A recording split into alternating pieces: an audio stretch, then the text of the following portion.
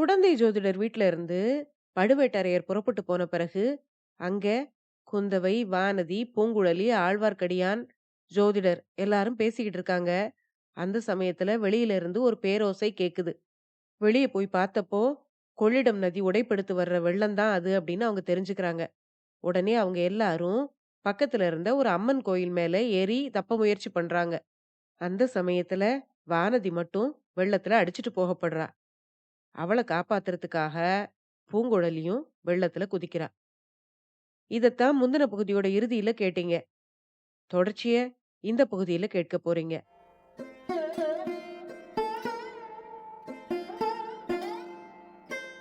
அனைவருக்கும் வணக்கம். நீங்கள் கேட்டுக்கொண்டிருப்பது கதை ரேடியோ தமிழ். அமரர் கல்கி அவர்கள் எழுதிய பொன்னியின் செல்வன் நாவலுடைய 5வது இறுதி பாகத்தை கேட்டுட்டு இருக்கீங்க. இதுவரைக்கும் 16 அத்தியாயங்கள கேட்டிருக்கீங்க. தொடர்ச்சிய இந்த பகுதியில கேட்க போறீங்க. கதைய ஆரம்பிக்கிறதுக்கு முன்னால சேனலுக்கு வந்திருக்கிற எல்லாருக்கும் என்னுடைய அன்பான வரவேற்புகள். இப்ப வாங்க கதைக்குள்ள போகலாம். அத்தியாயம் 17 யானை எரிந்தது. சென்ற அத்தியாயத்தில் நாகைப்பட்டினம் மக்களின் விருந்தினராக இளவரசர் அருள்மொழிவர்மரை நாம் விட்டுவிட்டு வந்தோம். விருந்தெல்லாம் முடிந்த பிறகு அலங்கரித்த யானை மீது ஏறி இளவரசர் புறப்பட்டார். எண்ணற்ற மக்கள் அவரை தொடர்ந்து தஞ்சைக்கு வருவோம் என்று கிளம்பினார்கள்.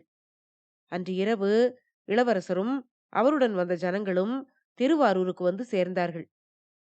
திருவாரூர் மக்கள் இளவரசரின் வருகையை முன்னதாக அறிந்திருந்தபடியால் அவருக்கு ராஜரீக வரவேற்பு அளித்து ராஜ உபசாரங்கள் செய்தார்கள். இளவரசர் அருள்மொழிவர்மர் அதுவரைக்கும் திருவாரூர் வந்ததில்லை. ஆகையால் கோயிலுக்கு இளவரசர் அவசியம் வர வேண்டும் என்று ஆலயத்தார் வற்புறுத்தினார்கள். இளவரசரும் கோயிலுக்கு போனார். பல காரணங்களினால் அவருடைய உள்ளம் கொந்தளித்துக் கொண்டிருந்தபடியால் இறைவனுடைய திருக்கோலங்களில் அவருடைய மனம் பூரணமாக ஈடுபட முடியவில்லை. ஆலய வழிபாட்டுக்கு பிறகு திருவாரூர் மக்கள் இளவரசருக்கு பெருவிருந்து அளித்தார்கள். இளவரசரை உபசரிக்கும் பொருட்டு பற்பல கேளிக்கைகளை நடத்தினார்கள். பின்னர் ஏறக்குறைய நடுநிசியில் இளவரசர் சோழ மாளிகைக்கு வந்து சேர்ந்தார். அங்கே சில விபரீதமான செய்திகள் காத்திருந்தன. தஞ்சைக்கு மேற்கே பலமான மழை பெய்ததால் காவேரியிலும் கொள்ளிடத்திலும் அவற்றின் கிளை நதிகளிலும் பெருவெள்ளம் வந்து பல இடங்களில் கரை உடைத்து கொண்டதாகவும், ஒரே வெள்ளக்காடாக இருப்பதால் மேற்கொண்டு பிரயாணத்தை தொடர்ந்து நடத்துவது கஷ்டமாயிருக்கும் என்றும் சொன்னார்கள்.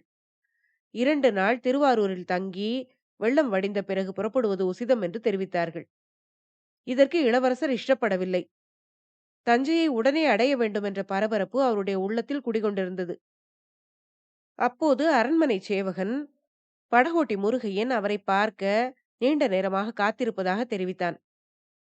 உடனே அவனை தம்மிடம் அனுப்பும்படி அரண்மனை சேவகனுக்கு இளவரசர் கட்டளையிட்டார். முருகையன் இளவரசரிடம் வந்ததும் அவருடைய காலில் விழுந்து தேம்பி அழத் தொடங்கினான். இந்த மூட பக்தனை சமாதானப்படுத்துவதும் அவனிடம் விஷயங்களை கிரகிப்பதும் சிரமமான காரியம்தான். ஆனாலும் செய்ய வேண்டும். சற்று நேரம் இளவரசர் அவனை சமாதானப்படுத்தியதும் அவன் தன் துயரத்தின் காரணத்தை சொன்னான். முருகையன் நாகப்பட்டினத்திலேயே தன்னுடைய மனைவியிடமிருந்து பிரிந்து விட்டான். திருவாரூர் வந்து சேர்ந்த பிறகு அவளும் அங்கு வந்திருக்கிறாளா என்று பார்ப்பதற்காக ஜனக்கூட்டத்தினிடையே அலைந்து சுற்றினான். ஒரு ஜாம நேரம் தேடிய பிறகு ராஜவீதியிலிருந்து பிரிந்து சென்ற ஒரு சந்தின் முனையில் அவன் மனைவியும் இளவரசர் ஏறி வந்த யானையை செலுத்திய யானை பாகனும் போவதைக் கண்டான். அவர்கள் சந்தில் புகுந்ததும் மிக வேகமாக நடந்து சென்றார்கள். முருகையன் தொடர்ந்து போனான். கடைசியாக ஒரு வீட்டின் வாசலில் அவர்கள் நின்றார்கள். அங்கே இன்னொரு மனிதன் அவர்களுக்காக காத்து கொண்டிருந்ததாக தோன்றியது. பிறகு 3 பேரும் சேர்ந்து அங்கிருந்து புறப்பட்டார்கள். முருகையனுக்கு மனதில் ஏதேதோ சந்தேகங்கள் உதித்தன. தன் மனைவியின் ஒழுக்கத்தை பற்றியே அவன் சந்தேகப்பட்டான். உண்மையை கண்டுபிடிக்க ஆத்திரமடைந்தான். ஆகையால் அவர்களை போய் பிடித்து விடாமல் பின்னாலேயே போனான். அவர்கள் ஊரை தாண்டி வாய்க்கால் வரப்புகள் வழியாக சென்று கடைசியில் ஒரு மயானத்தை அடைந்தார்கள்.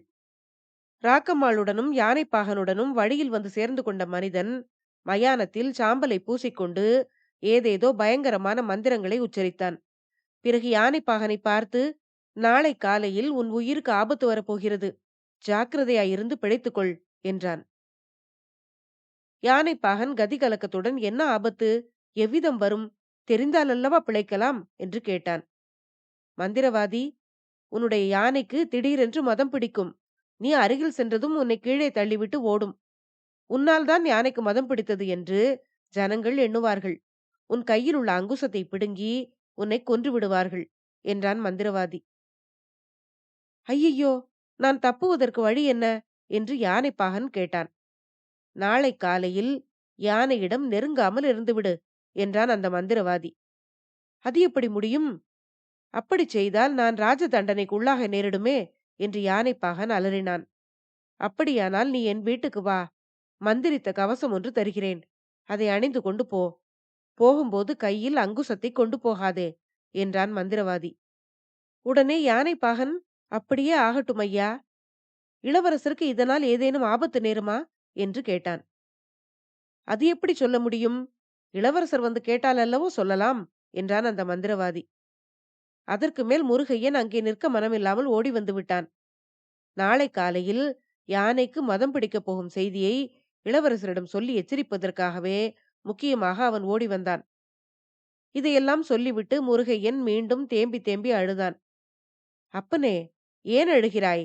நீதான் சமயத்தில் வந்து எச்சரிக்கை செய்து விட்டாயே, இனி நான் பார்த்துக் கொள்ளுகிறேன் என்றார் பொன்னியின் செல்வர். ஐயா, இதிலெல்லாம் என் மனைவி சம்பந்தப்படுவது பற்றித்தான் நான் வருந்துகிறேன். ராக்கம்மாளை பற்றி என்ன நினைப்பது என்றே எனக்கு தெரியவில்லை. அவளை பற்றிய பழைய சந்தேகங்கள் எனக்கு திரும்பி வருகின்றன. சரி, வருத்தப்படாதே, அவளை நான் திருத்தி விடுகிறேன். நீ கவலைப்படாமல் திரும்பிப் போ. யானை பாகனை எப்படியாவது தேடி பிடித்து அழைத்துக் கொண்டு வா என்றார் இளவரசர். படகோட்டி முருகையன் போன பிறகு பொன்னியின் செல்வர் சிறிது நேரம் சிந்தனையில் ஆழ்ந்திருந்தார். முருகையன் கண்டது கேட்டது இவற்றின் பொருள் என்னவாயிருக்கும் என்று ஊகித்து அறிய முயன்றார். பழுவேட்டரையர்களின் உத்தேசம், பாண்டி நாட்டு சதிகாரர்களின் முயற்சி, இவற்றை குறித்து இளைய பிராட்டி கூறியதை இளவரசர் நினைவுபடுத்திக் கொண்டார். அந்த சதிகாரர்களின் முயற்சியில் இதுவும் ஒன்றாயிருக்கலாம், அல்லது வெறும் அசட்டுத்தனமாகவும் இருக்கலாம். எப்படி இருந்தாலும் காலையில் தான் என்ன செய்ய வேண்டும் என்பதை பற்றி அவர் ஒரு முடிவுக்கு வந்தார். பிறகு நிம்மதியாக நித்திரையில் ஆழ்ந்தார். மறுநாள் அதிகாலையிலேயே எழுந்து பிரயாணத்துக்கு ஆயத்தமானார். மாளிகை வாசலுக்கு வந்தார். அங்கே கட்டியிருந்த யானை இளவரசரை பார்த்ததும் ஆதரவோடு துதிக்கையை நீட்டி அவரை தடவி கொடுத்து கொஞ்சியது. யானைக்கு மதம் பிடிக்கும் என்று மந்திரவாதி கூறியதாக முருகையன் சொன்னது இளவரசருக்கு நினைவுக்கு வந்தது. மதம் பிடிக்கும் என்பதற்கு அறிகுறி எதுவும் இல்லை. யானை பாகனை எங்கே என்று இளவரசர் உரத்த குரலில் கேட்டார். உடனே பல குரல்கள் யானை பாகனை எங்கே என்று எதிரொலி செய்தன. இளவரசரைப் போலவே அதிகாலையில் பிரயாணத்துக்கு ஆயத்தமாக ஜனங்கள் திரண்டு வந்திருந்தார்கள். அவர்களிடையே அகப்பட்டுக் கொண்டு முன்னால் வர முடியாமல் திணறிக் கொண்டிருந்த முருகையனை அவர் பார்த்தார். அவனை நோக்கி சமிக்ஞை செய்யவே ஜனங்கள் அவனுக்கு வழிவிட்டார்கள். முருகையன் அருகில் வந்து இரவில் வெகுநேரம் தேடிய பிறகு தன்னுடைய மனைவியை அவன் கண்டுபிடித்ததாகவும், அவள் தான் மயானத்துக்கு போனதையெல்லாம் அடியோடு மறுத்து முருகையனுக்கு பித்து பிடித்து விட்டது என்று கூறியதாகவும், யானை பாகன் அகப்படவே இல்லை என்றும் சொன்னான். அதை பற்றி கவலை இல்லை முருகையா, யானையின் காலை கட்டியுள்ள சங்கிலியை அவிழ்த்து விடு என்றார் இளவரசர். முருகையன் அவ்வாறு அவிழ்த்து விட்டுக் கொண்டிருக்கும் போதே, இதோ யானை பாகன் வந்துவிட்டான் என்று ஒரு குரல் கேட்டது. அத்தோடு வந்துவிட்டான் வந்துவிட்டான் என்று பல குரல்கள் ஒலித்தன. கையில் அங்குசத்துடன் யானை பாகன் ஓடி வந்து கொண்டிருந்தான். கூட்டத்தில் இருந்தவர்கள் அவசர அவசரமாக விலகிக் கொண்டு அவனுக்கு வழிவிட்டார்கள். பொன்னியின் செல்வரும் நல்ல வேளை என்று பெருமூச்சு விட்டு யானை பாகன் ஓடி வந்து கொண்டிருந்த திசையை நோக்கினார். பாவம், ஒரு நாள் இரவு அனுபவத்தில் அவன் எவ்வளவு மாறி போயிருக்கிறான். பயப்பிராந்தி கொண்டவனாக வல்லவா தோன்றுகிறான். ஒரு கையில் அங்குசத்தை வைத்துக் கொண்டிருந்த யானை பாகன் யானைக்கு அருகில் வந்து அதன் துதிக்கையை இன்னொரு கையால் தொட்டான். யானை உடனே அவனை துதிக்கையால் சுழற்றி பிடித்து தலைக்கு மேலே தூக்கியது. கேட்டவர்கள் பீதி கொள்ளும்படியாக பிளிறிவிட்டு யானை பாகனை வீசி எறிந்தது. யானை பாகன் வெகு தூரத்திலே போய் விழுந்தான். அவன் கையில் வைத்திருந்த அங்குசம் இன்னும் அப்பாலே போய் விழுந்தது. யானைக்கு மதம் பிடித்து விட்டது என்ற பயங்கரம் நிறைந்த குரல் அந்த ஜனக்கூட்டத்திலே எழுந்தது. ஜனங்கள் நாலா பக்கமும் சிதறி ஓடத் தொடங்கினார்கள். அத்தியாயம் 18. ஏமாந்த யானைப்பாகன். இளவரசர் அருள்மொழிவர்மர் முந்திய நாள் படகோட்டி முருகையன் கூறிய வரலாற்றை நினைவுபடுத்திக் கொண்டார். யானையை நெருங்கி வந்தவன் உண்மையான யானைப்பாகன் அல்ல, ஏதோ தீய நோக்கத்துடன் வந்தவன். அதனாலேதான் யானை அவனை தூக்கி எறிந்திருக்கிறது என்பதையும் ஒரு நொடியில் அவர் ஊகித்துக் கொண்டார். வந்தவன் யார், எதற்காக வந்தான் என்பதையெல்லாம் அச்சமயம் கண்டுபிடிக்க முயன்றால் கிடைத்த சந்தர்ப்பம் தவறிப் போய்விடும். யானைக்கு மதம் பிடித்து விட்டது என்ற கூச்சலினால் மக்களிடையே உண்டான குழப்பத்தை பயன்படுத்திக் கொள்ள முடியாது. அந்த ஜனக்கூட்டத்திலிருந்து தப்பிச் சென்று கூடிய விரைவில் தஞ்சையை அடைவது அச்சமயம் அவருடைய பிரதான நோக்கமாயிருந்தது. அந்த நோக்கத்தை நிறைவேற்றிக் கொள்ள இதைக் காட்டிலும் சரியான சந்தர்ப்பம் கிடைக்கப் போவதில்லை. ஆதலினால் முருகையனை தன் அருகில் அழைத்து அவன் காதோடு ஏதோ சொல்லிவிட்டு அவன் தோள் மேல் ஏறி யானையின் மீது தாவினார் இளவரசர். அப்படி தாவும் போதே யானை மேலிருந்த அம்பாரியையும் தட்டிவிட்டார். அம்பாரி கீழே விழுந்து உருண்டது. பின்னர் யானையிடத்திலும் அதன் பாஷையில் ஏதோ சொன்னார். உடனே யானை பெய்த்து கொண்டு கிளம்பியது. முன்போல பயங்கரமான குரலில் பிளிரிக்கொண்டே விரைவாக நடந்தது. சிறிது நேரத்துக்கெல்லாம் ஓடவே தொடங்கிவிட்டது. அதே சமயத்தில் முருகையன், ஐயோ, யானைக்கு மதம் பிடித்து விட்டது, ஓடுங்கள், உடனே ஓடுங்கள் என்று பெருங்கூச்சலிட்டான். ஜனங்கள் முன்னை காட்டிலும் அதிக பீதியடைந்து நாலாபுறமும் சிதறி ஓடினார்கள். யானை திருவாரூர் நகரத்தை தாண்டியது. இளவரசர் யானையை நேரே தஞ்சாவூர் சாலையில் செலுத்துவதற்கு பதிலாக வடமேற்கு திசையை நோக்கி திருப்பினார். முதலிலே வழியில் பழைய அறையை அடைந்து அங்கே தன் திருத்தமக்கையார் இருந்தால் அவரை பார்த்து பேசிவிட்டு தஞ்சை போக வேண்டும் என்ற எண்ணம் இருந்தது. இப்போது அது ஊர்ஜிதமானது. மதம் பிடித்த யானை குறுக்கே விழுந்து ஓடுவதுதான் இயற்கையாயிருக்கும். தஞ்சை சாலையில் சென்றால் மக்கள் தம்மை விடாமல் தொடர்ந்து வரக்கூடும். வழியில்லாத வழியில் யானை போய்விட்டால் ஜனங்கள் தொடர்ந்து வர முடியாது.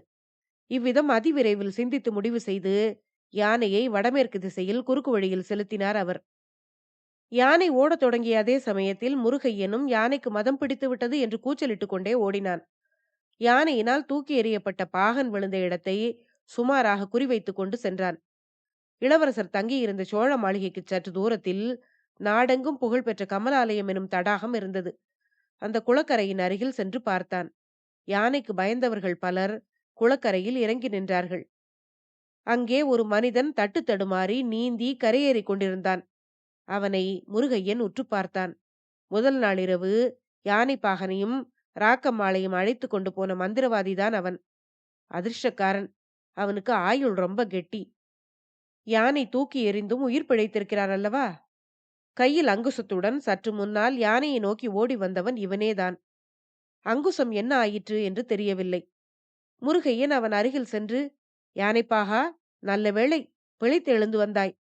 அங்குசத்தை எங்கே என்று கேட்டான். ரேவதாசன் எனும் கிரமவித்தன் முருகையனை ஏற இறங்க பார்த்துவிட்டு, என்னப்பா கேட்கிறாய்? நீ யார்? நான் இப்போதுதான் குளத்தில் குளித்துவிட்டு கரையேறுகிறேன் என்று சொன்னான். ஓஹோ, அப்படியா? நீ யானைப்பாகன் இல்லையா? ஆனால் யானை உன்னைத்தானே தூக்கி எறிந்தது. அப்படியானால் யானைப்பாகன் எங்கே இருக்கிறான் என்று கேட்டான்.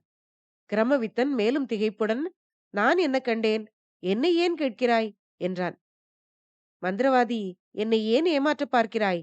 நேற்று இரவு யானைப்பாகனை இடுகாட்டுக்கு அழைத்து போய் இளவரசர் ஏறும் யானைக்கு மதம் பிடிக்கும் என்று எச்சரிக்கை செய்தாயே. அப்படி இருக்க அந்த எச்சரிக்கையை நீயே மறந்துவிட்டு யானையிடம் அகப்பட்டு கொண்டாயே. அது உன்பாடு. யானைப்பாகனை எங்கே? என் மனைவி ராக்கம்மாளை எங்கே என்று கேட்டான் முருகையன். கிரமவித்தனின் முகத்தில் முன்னை விட திகைப்பும் பீதியும் அதிகமாயின. யானைப்பாகனாவது ராக்கம்மாளாவது, உனக்கு என்ன பைத்தியமா என்று சொல்லிக்கொண்டே கிரமவித்தன் சுற்றுமுற்றும் பார்த்தான். ஆமாம், யானைக்கு மதம் பிடித்தது போலத்தான் எனக்கும் பைத்தியம் பிடித்திருக்கிறது. யானைப்பாகன் எங்கே என்று மட்டும் சொல்லிவிடு. இல்லாவிடில் என்று முருகையன் சிறிது அதிகார தோரணையில் அவனிடம் பேசத் தொடங்கினான். சுற்றுமுற்றும் பார்த்து கொண்டிருந்த ரேவதாசன் எனும் கிரமவித்தன் இப்போது முருகையனை பார்த்து புன்னகை புரிந்தான். நீ என்னை மந்திரவாதி என்கிறாய். நீதான் என்னை விட பெரிய மந்திரவாதியாயிருக்கிறாயே. உனக்கு எல்லாம் தெரிந்திருக்கிறது. உன்னிடம் எதையும் மறைப்பதில் பயனில்லை. யானைக்கு மதம் பிடிக்கப் போகிறது என்று எச்சரிக்கை செய்வதற்காகவே நான் ஓடி வந்தேன். ஆனால் அதன் பலன் இப்படி ஆயிற்று. உன் மனைவியும் யானைப்பாகனும் அங்கே ஒரு வீட்டில் இருக்கிறார்கள். அவர்களை நீ பார்க்க விரும்பினால் நானே அழைத்து போகிறேன். இளவரசருக்கு ஒன்றும் நேரவில்லையே, சௌக்கியமாய் இருக்கிறார் அல்லவா என்று கேட்டான். இளவரசர் சௌக்கியம். அவர்தான் உன்னையும் யானைப்பாகனையும் அழைத்து கொண்டு வரும்படி எனக்கு கட்டளையிட்டார் என்றான் முருகையன். இளவரசரிடம் எனக்கு நல்ல பரிசு வாங்கி தர வேண்டும். பார்க்கப் போனால் அவரை நான் காப்பாற்றியது உண்மைதானே? ஆ, அதோ என்று மந்திரவாதி வியப்புடன் கூறிவிட்டு சட்டென்று நிறுத்தினான்.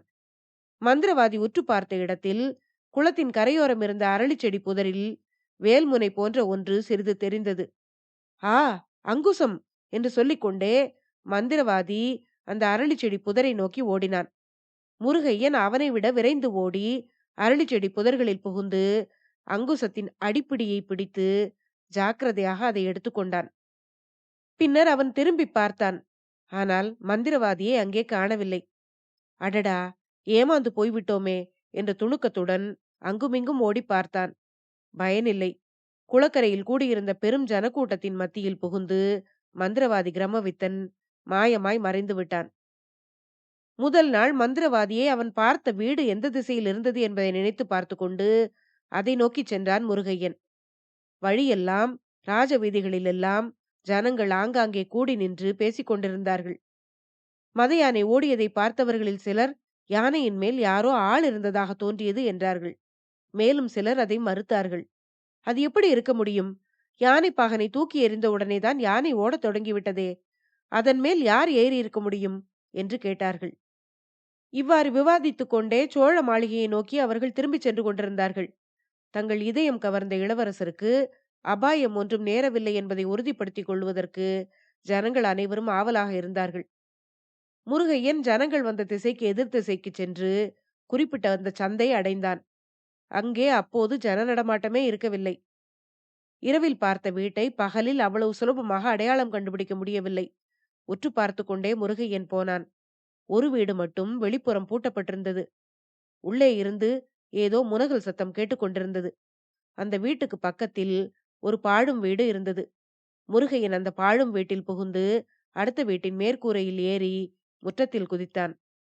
அவன் எதிர்பார்த்தபடியே அங்கே யானை பாகன் தென்பட்டான். அவன் வெறி கொண்டவனைப் போல் தோன்றினான்.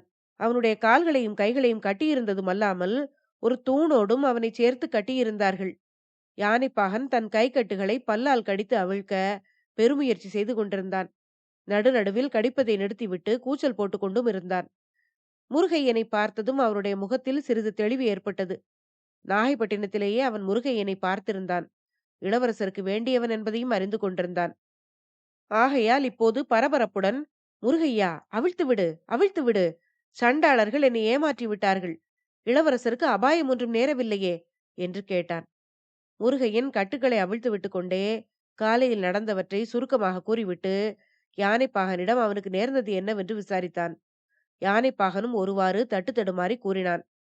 யானைக்கு மதம் பிடித்தாலும் தனக்கு ஒன்றும் நேராமல் இருக்க மந்திர கவசம் தருவதாகச் சொல்லி இந்த வீட்டுக்கு அழைத்து வந்தார்கள் என்றும், இங்கே வந்ததும் சாம்பிராணி புகை போட்டுக்கொண்டே மந்திரவாதி மந்திரம் ஜபித்தான் என்றும், அப்போது தனக்கு மயக்கம் வந்து தூங்கி விழுந்து விட்டதாகவும், கண் விழித்து பார்த்தபோது தன்னை தூணோடு கட்டி போட்டிருந்ததாகவும் கூறினான்.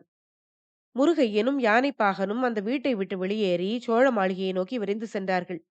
அவர்கள் அந்த மாளிகையை அடைந்த போது அங்கே முன்னை விட பெருங்கூட்டம் கூடியிருப்பதையும் ஜனங்கள் மிக்க கவலையோடு பேசிக் கொண்டிருப்பதையும் கண்டார்கள். ஜனங்களின் கவலைக்கு காரணம் இளவரசரை காணோம் என்பதுதான். அவருக்கு என்ன நேர்ந்தது என்பதை திட்டமாக அறிந்தவர்கள் அங்கு யாரும் இல்லை. யானை மேல் ஒருவர் இருந்ததை பார்த்ததாக மட்டும் சிலர் கூறினார்கள். அவர் ஒருவேளை இளவரசராக இருக்கலாம் என்றும் ஊகித்தார்கள். இளவரசர் யானைகளை பழக்கும் வித்தையில் கைதேர்ந்தவர் என்பதும், யானைகளின் பாஷை கூட அவருக்கு தெரியும் என்பதும் சோழ நாட்டில் பிரசித்தமாயிருந்தன. ஆகையால் மதங்கொண்ட யானையினால் ஒருவருக்கும் தீங்கு நேராமல் அதன் மதத்தை அடக்கும் பொருட்டு பொன்னியின் செல்வர் யானை மேல் ஏறி சென்றிருக்க வேண்டும் என்று சிலர் தங்கள் உறுதியான நம்பிக்கையை தெரிவித்தார்கள். இச்சமயத்திலே அங்கே முருகையனும் யானைப்பாகனும் வந்தார்கள். யானைப்பாகனுக்கு நேற்று இரவு நடந்தது அங்கு உள்ளவர்களுக்கு தெரிந்தபோது அவர்களுடைய வியப்பும் திகைப்பும் பல மடங்கு அதிகமானது. யானைப்பாகனை கட்டி போட்டுவிட்டு அங்குசத்தை எடுத்துக்கொண்டு ஓடி வந்தவன் சோழ குலத்தின் விரோதிகளால் அனுப்பப்பட்டவனாய் இருக்க வேண்டும். ஒருவேளை பழுவேட்டரையர்களே அனுப்பி இருக்க வேண்டும் என்று சிலர் ஊகித்து கூறியதை பெரும்பாலான மக்கள் நம்பினார்கள். அதனால் பழுவேட்டரையர்களின் மீது அவர்களுடைய கோபம் இன்னும் அதிகமானது. அந்த கோப வெறியுடனே பலர் உடனே தஞ்சையை நோக்கி கிளம்பினார்கள். யானை போன வழியை விசாரித்துக் கொண்டு ஒரு பகுதியினரும், தஞ்சாவூருக்கு நேரே போகும் சாலையில் மற்றவர்களும் கோபாவேசத்துடன் புறப்பட்டுச் சென்றார்கள். அத்தியாயம் 18 முடிவடைந்தது. அடுத்த பகுதியில அடுத்து வரும் அத்தியாயங்கள கேட்கலாம். நன்றி.